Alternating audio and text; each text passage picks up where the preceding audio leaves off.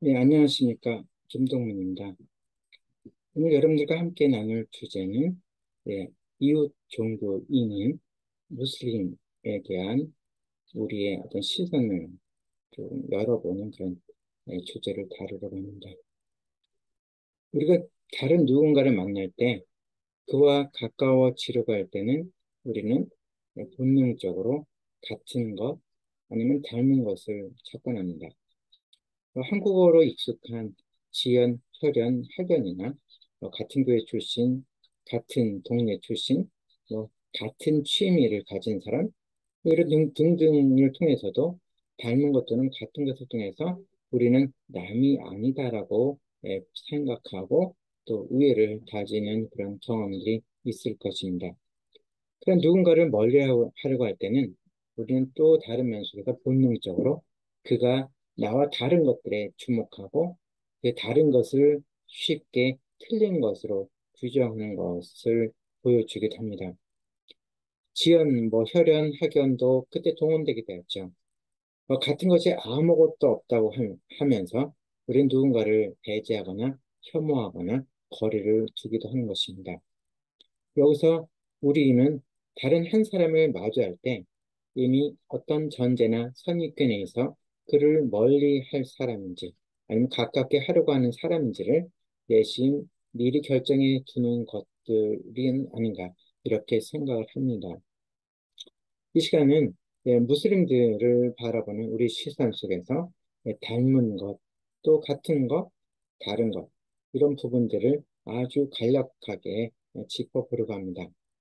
그 속에서 여러분과 저는 어떤 시선으로 또 한 사람의 무슬림을 바라봐야 할까요?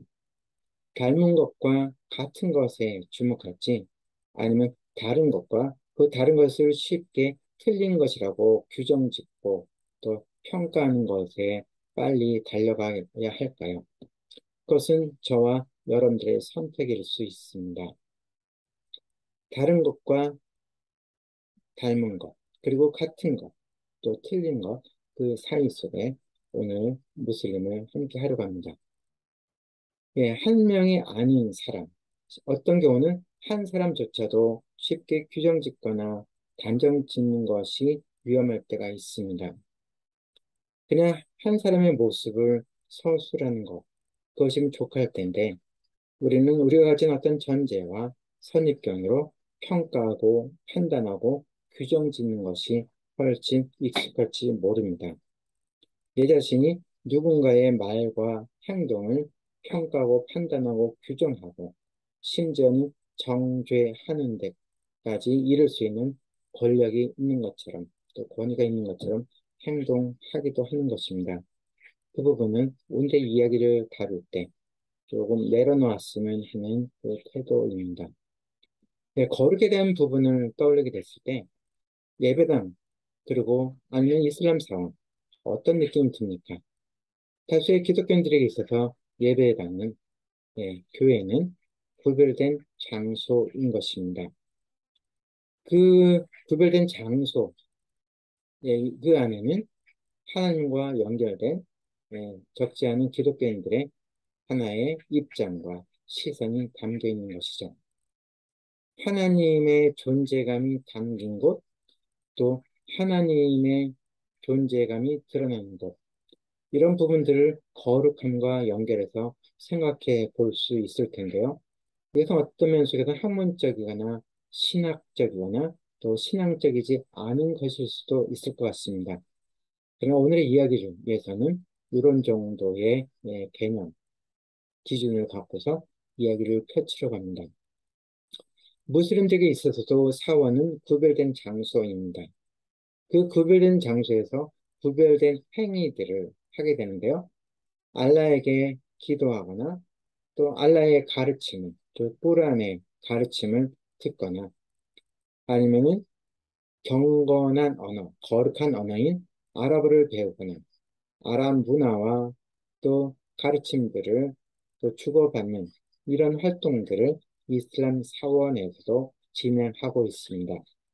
그렇게 다수의 무슬림들에게 있어서도 이슬람 사원은 거룩한 장소, 구별된 장소, 알라에게 집중할 수 있는 장소, 알라를 위하여 특별한 행동, 즉 기도하거나 꾸란을 읽거나 하는 것들을 더 집중적으로 할 수 있는 장소로 인식되어지고 있습니다.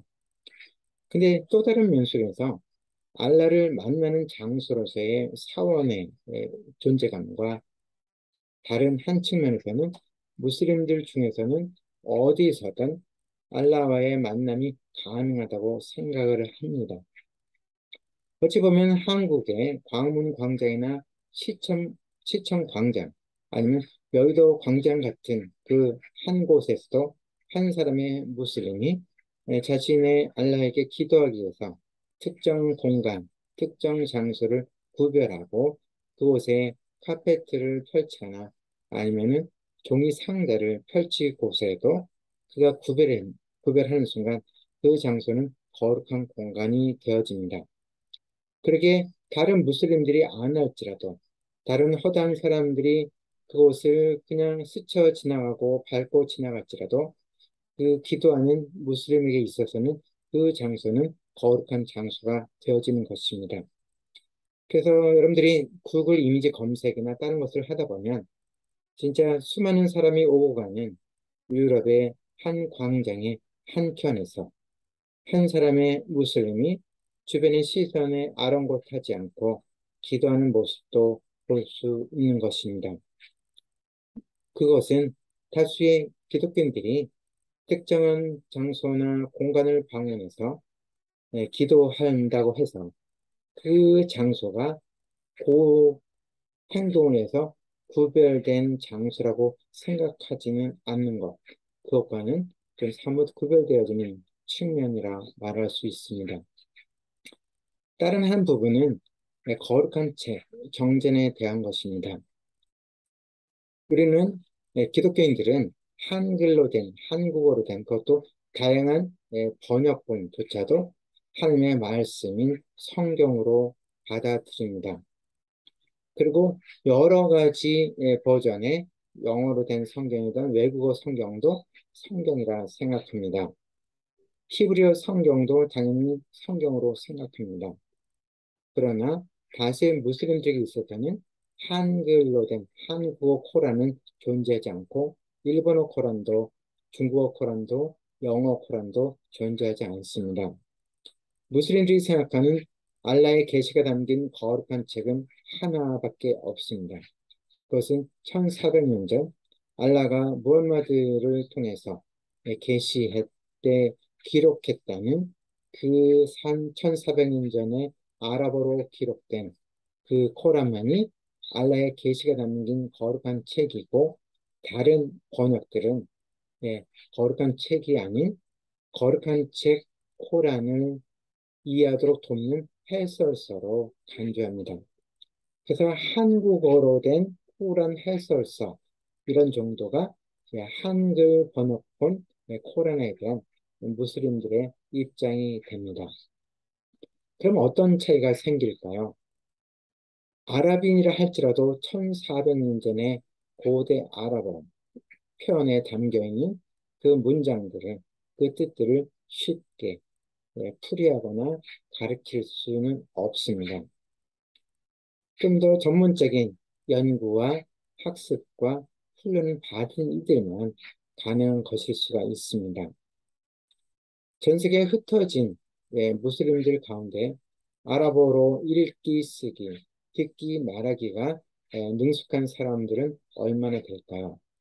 그렇지 않은 사람들이 훨씬 더 많은 상황 속에서 다수의 무슬림들에게 있어서는 꾸란에 적혀있는 알라의 계시를 읽고 풀이하고 또 깨닫고 또 가르친 데 있어서는 수많은 진입 장벽들이 있다는 것입니다.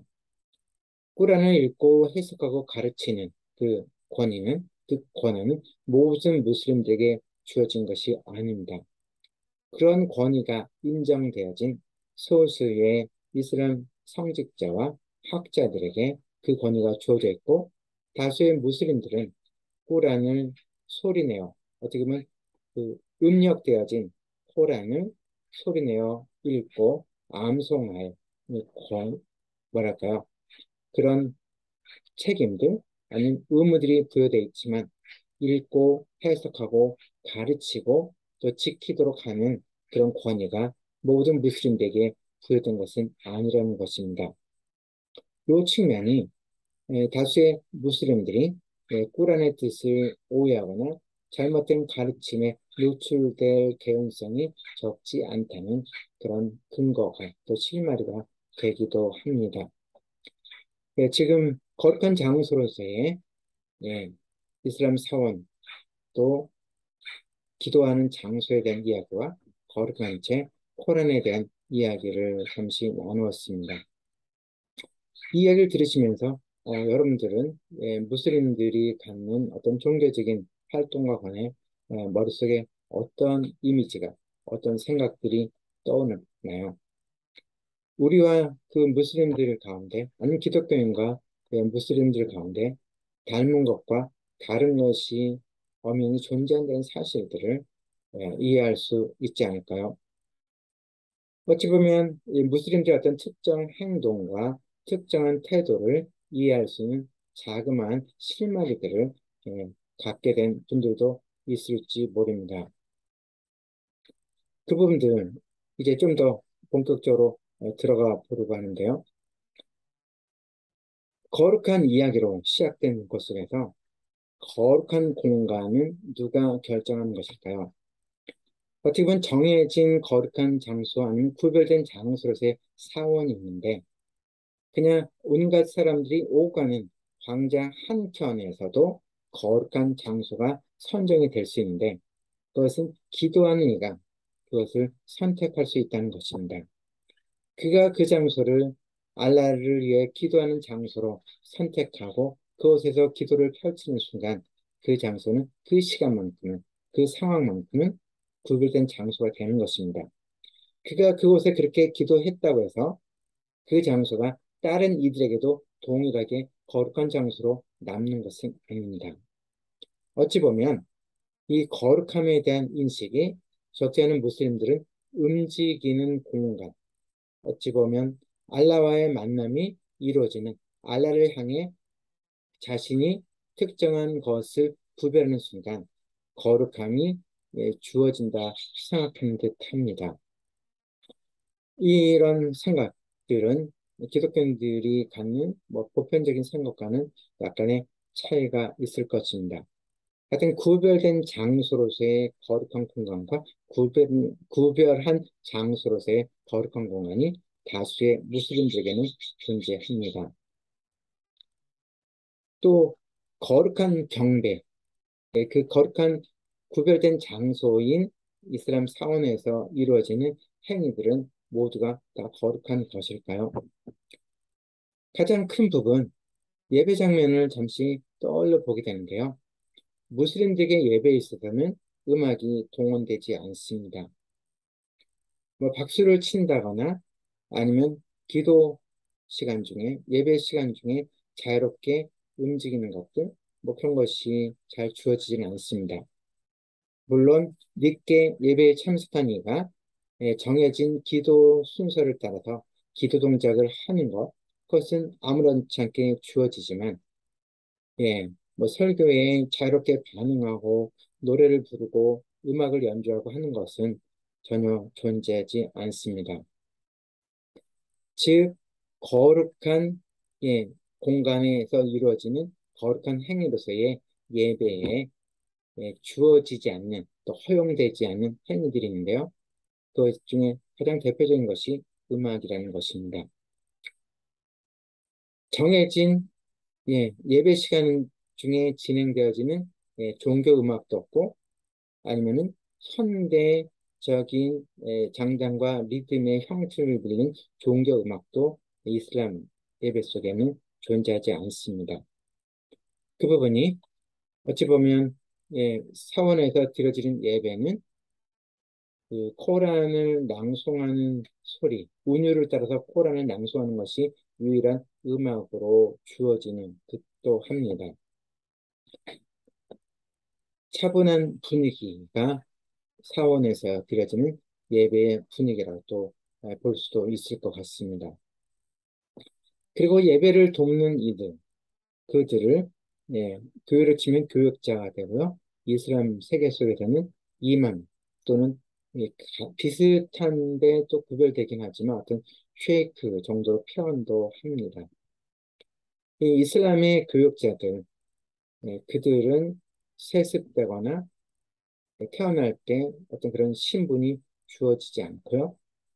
그 특정한 나라와 그 지역과 공동체의 기준을 따라서 무슬림 신자들 가운데 구별하여 이맘이나 특정한 사원에서의 특정한 기능을 수행하는 자로 임명을 받곤 합니다.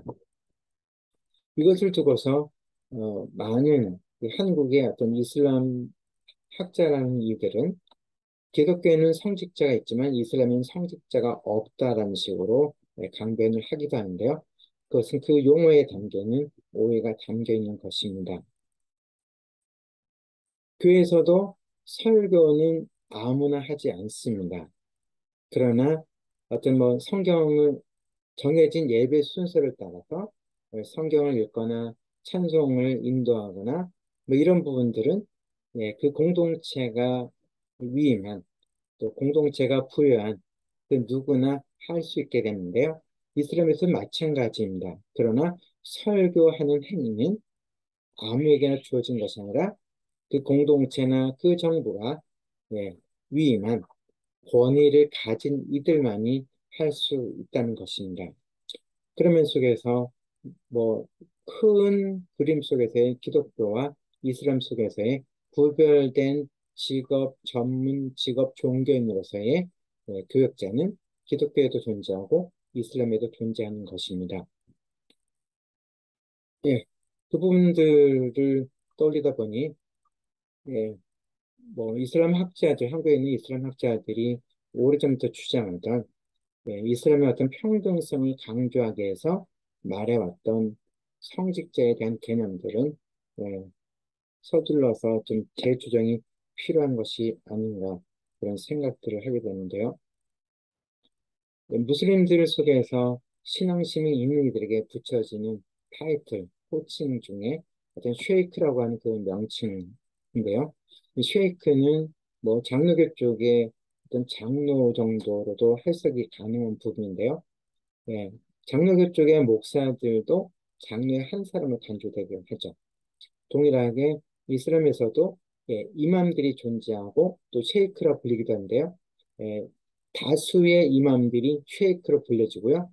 쉐이크로 불려진 이들의 다수가 이맘으로 일컬어지기도 합니다. 그런 차원들, 뭐 이런 아랍어 용어로 들어가다 보면 또 복잡해질 수 있을 것 같아서 그 부분들은 거기서 좀 생략을 하도록 하고요. 예, 지금 조금 더 우리가 짚어봐야 될 것이 어떤 것이 있을까? 사전에 드렸던 자료들을 좀 다시 제가 살펴보고 있는데요.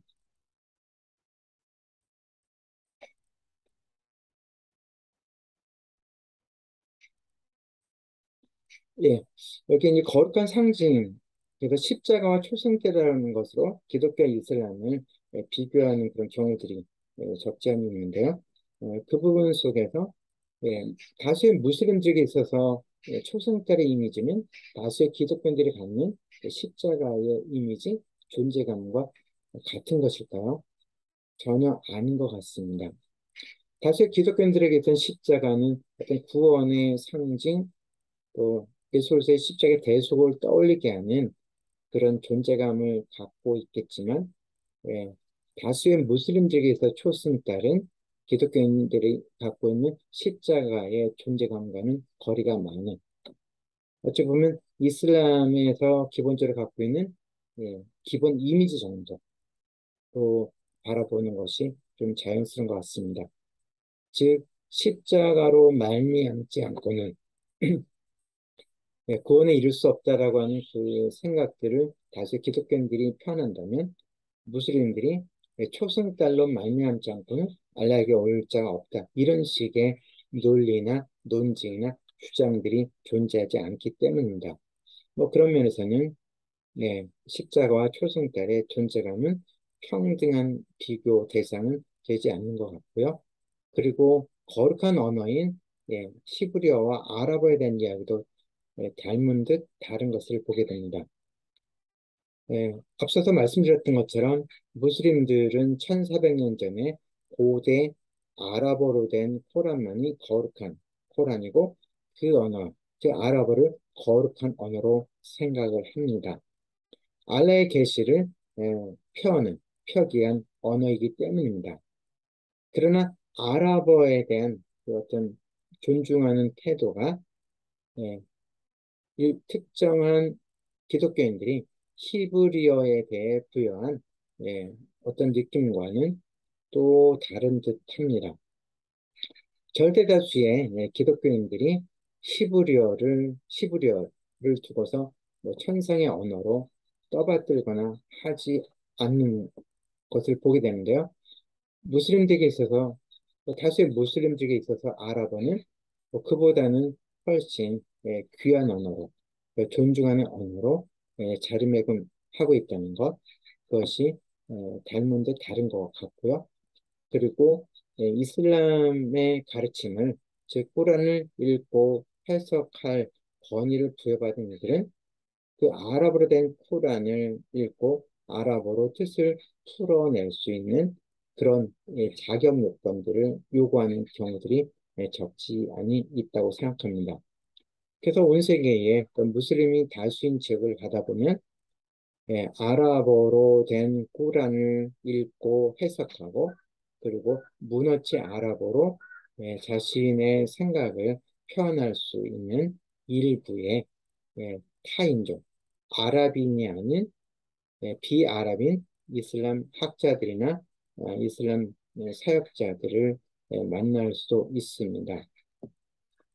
거룩한 언어의 개념으로서의 시브리어와 아랍어를 지금 다시 확인해 봤던 거고요.